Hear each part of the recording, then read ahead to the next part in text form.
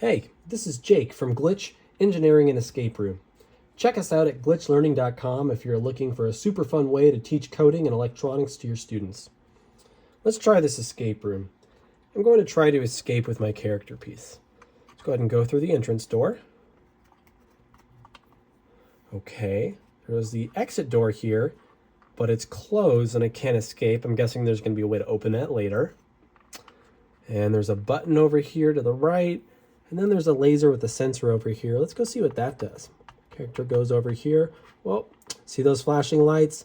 That's the security alarm. And that means we're caught and we need to go back to the entrance and try again. So we know we can't cross that laser. Let's try again. We go ahead and go into the entrance. And now let's try button 1. Look at that. The laser turned off. Perhaps this button controls the laser? Let's try pressing it again.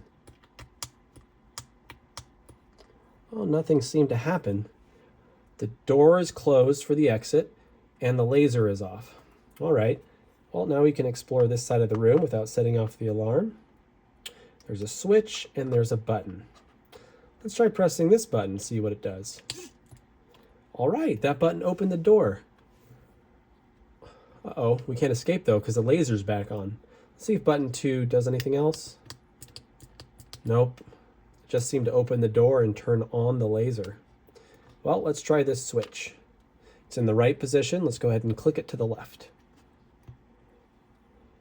Well, nothing happened when it got switched to the left. Let's just switch it back to the right, back to the left. Okay, nothing happened. The laser's still on. The exit door is still open.